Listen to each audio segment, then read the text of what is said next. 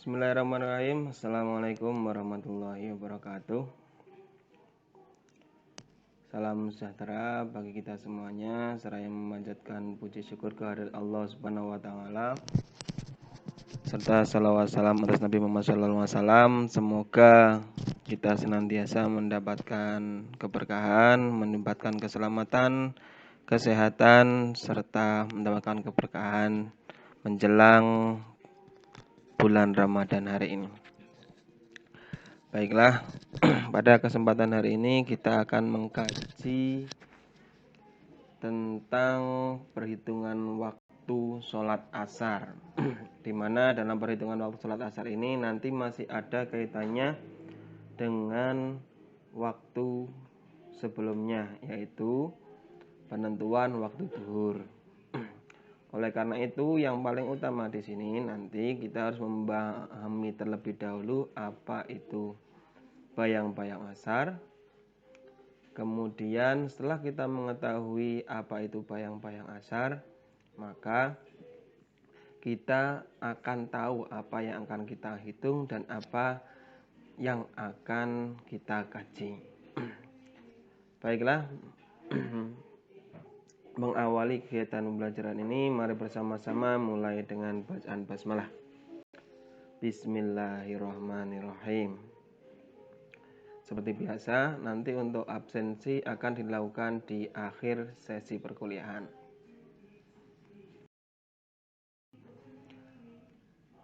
Oke, yang pertama sebelum menuju ke perhitungan, kita harus memahami terlebih dahulu apa itu konsep bayang-bayang asar. Bayang-bayang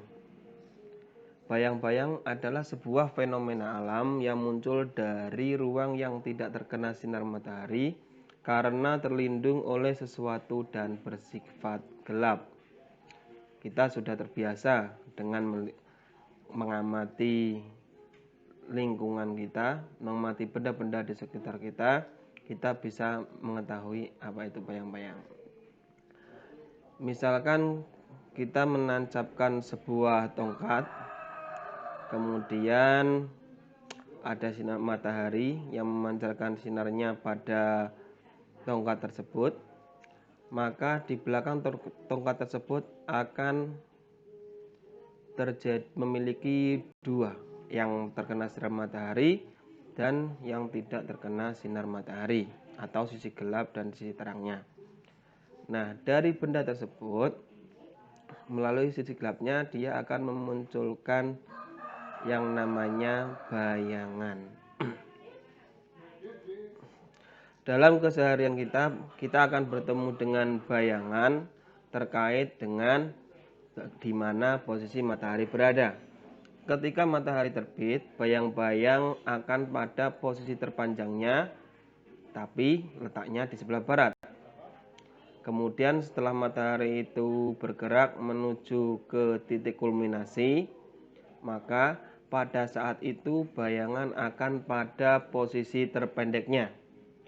Dimanapun itu di permukaan bumi, ketika terjadi kulminasi, maka bayangan pasti akan menuju ke posisi terpendeknya.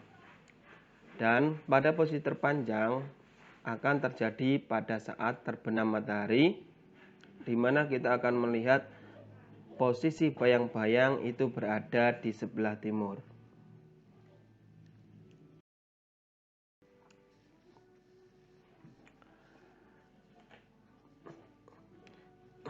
Kemudian kita akan menuju ke konsep bayang-bayang asar.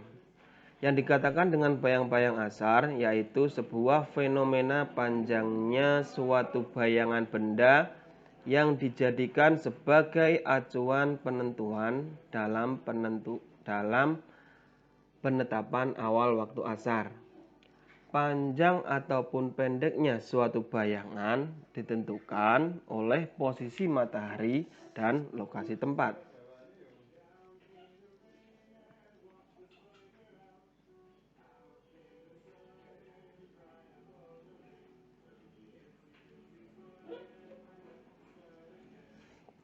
Kita ingat kembali term syaraknya atau yang dijadikan sebagai dasar penetapan waktu asar, yang dimana di dalam term syarak tersebut disampaikan bahwa waktu asyar itu masuk ketika bayang-bayang segala sesuatu telah menjadi sepanjang bendanya.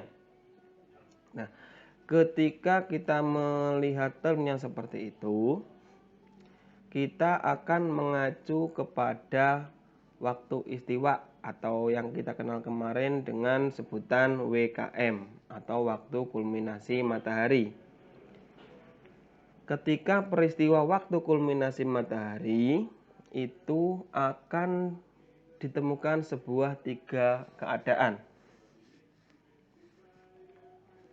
Yang pertama, waktu sebelum kulminasi kita akan melihat keadaan bayangan akan panjang atau bayangan yang terpanjang, di mana pada saat matahari terbit bayangan tersebut berada di sebelah barat sebuah benda.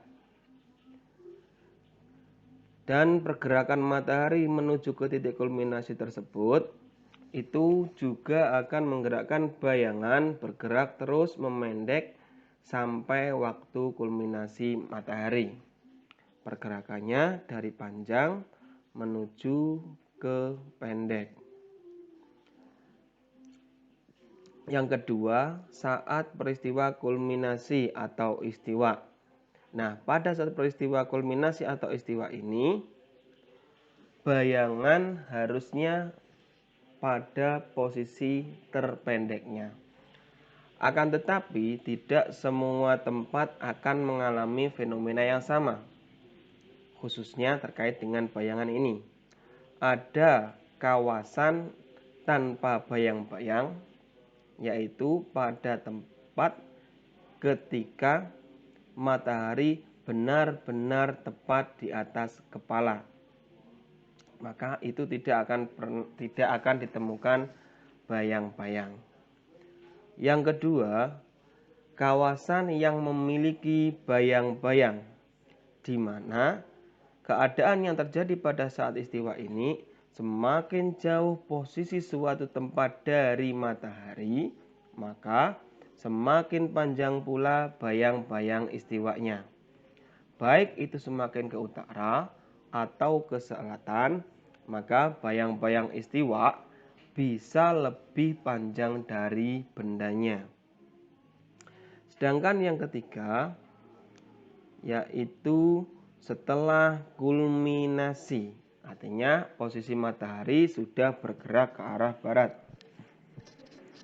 Ketika matahari bergerak ke arah barat, maka kita akan melihat bayangan bergerak dari ukuran terpendeknya memanjang terus sampai matahari terbenam.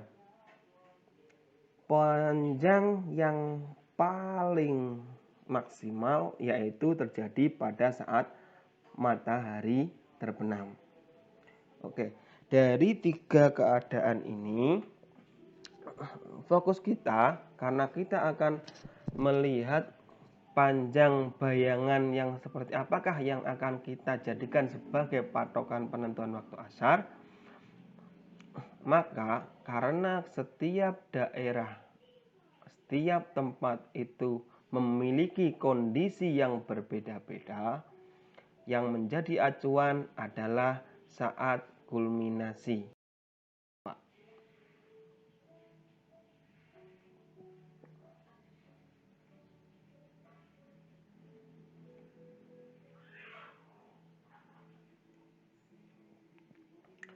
Jika terdapat beberapa keadaan bayangan matahari pada waktu kulminasi matahari, maka akan berpengaruh terhadap bayang-bayang asar.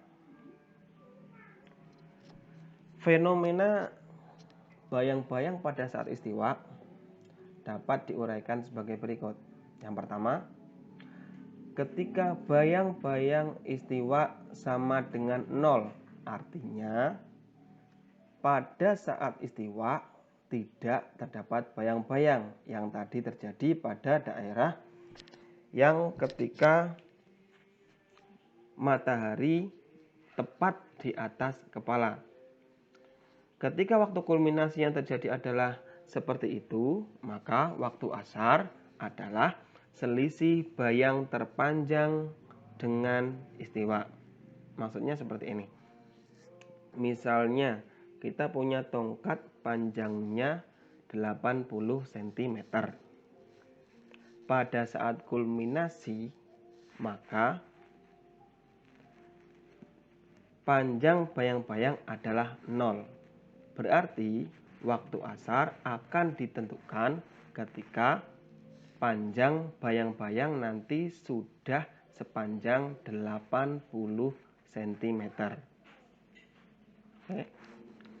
Yang kedua, bayang istiwa itu lebih besar dari 0. Artinya bahwa ketika terjadi peristiwa istiwa, bayang-bayangnya muncul atau ada bayang-bayang.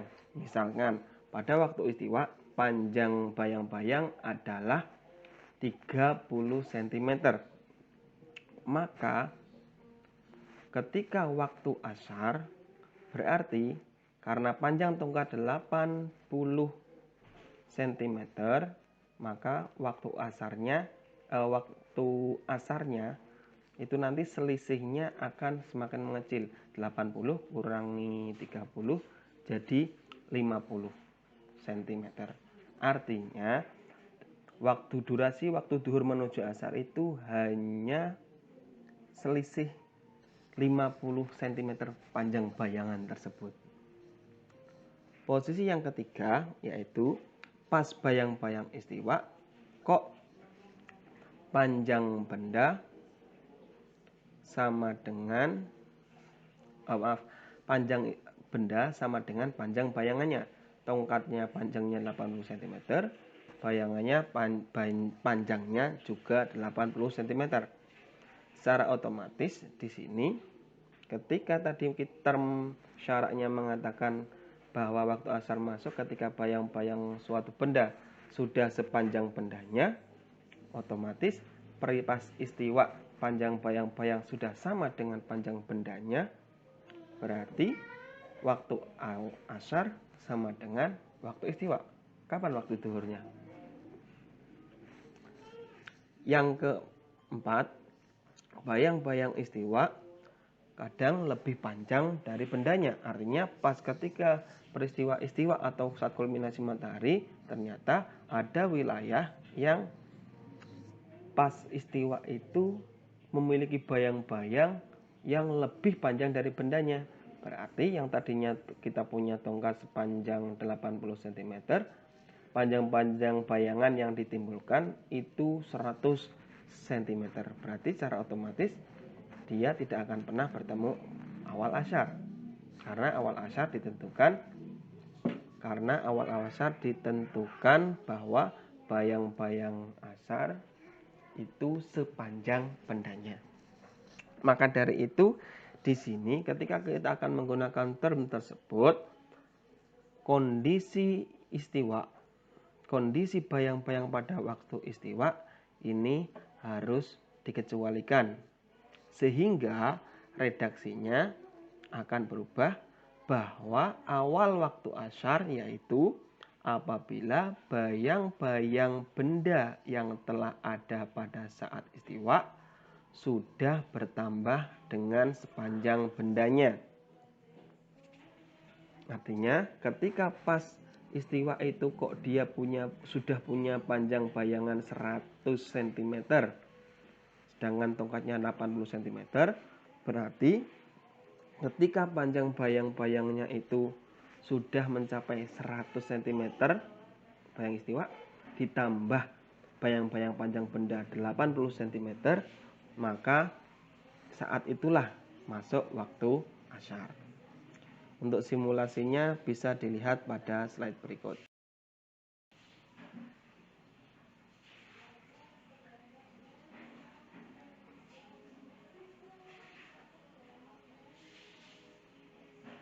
Oke, kita pakai untuk meridian Surabaya sebagaimana sebelumnya.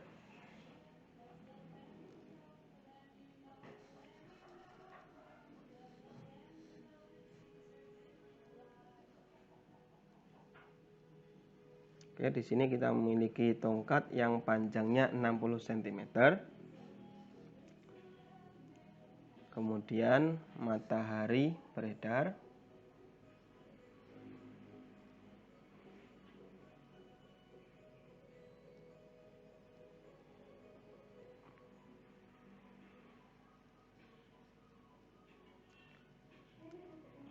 Dan pas sampai di titik kulminasinya ternyata terdapat bayang-bayang kulminasi sepanjang 20 cm.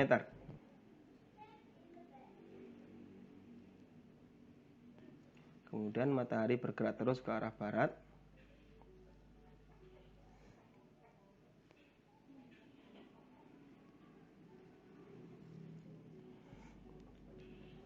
Dan pada posisi tertentu, ketika bayang-bayang benda sudah sepanjang 80 cm, berarti itulah sudah masuk waktu asyar.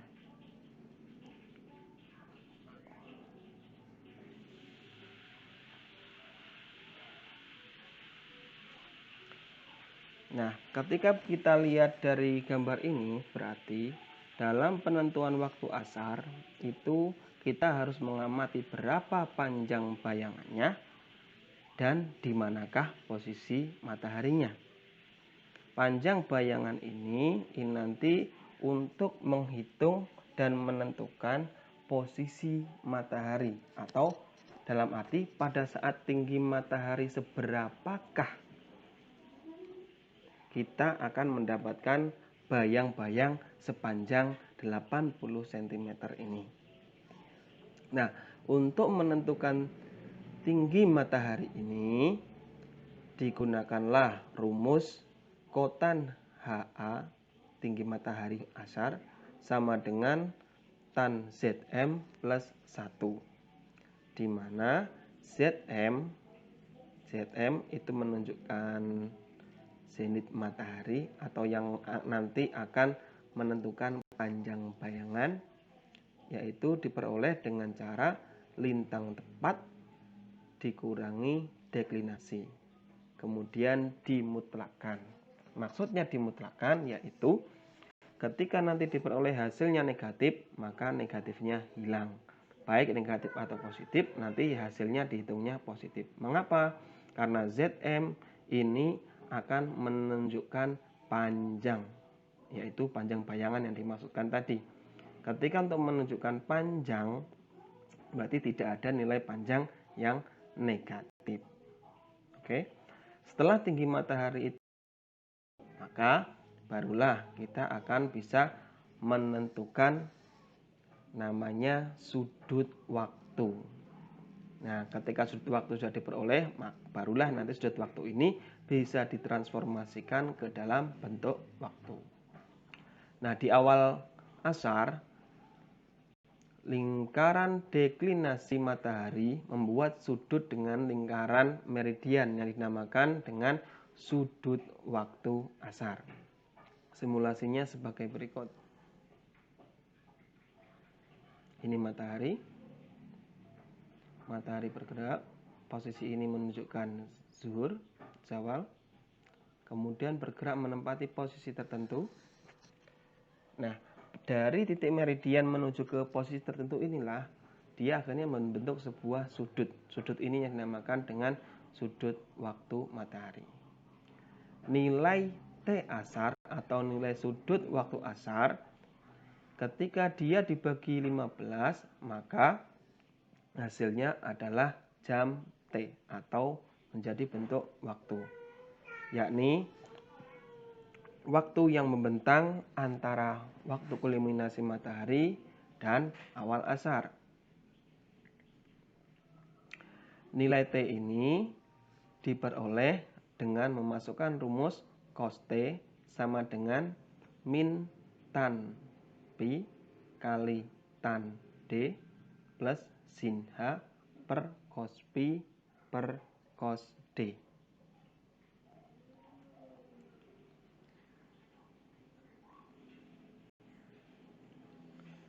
Untuk sedangkan waktu asarnya diperoleh dengan menentukan WKM yang sudah kita hitung pada waktu duhur kemarin, itu jangan dirubah-rubah, jangan di otak-atik, nilai itu akan senantiasa dipakai untuk menentukan waktu sholat-sholat yang lain. WKM artinya 12 min E plus jam T asar. Jam T asar diperoleh dengan memasukkan rumus ini. Ketika WKM atau waktu kulminasi matahari ditambahkan jam T asar, maka barulah akan diperoleh awal waktu asar. Oke, konsepnya segini dulu. Kemudian akan kita lanjutkan ke perhitungan. Tapi sebelumnya, apabila ada yang ditanyakan, dipersilahkan.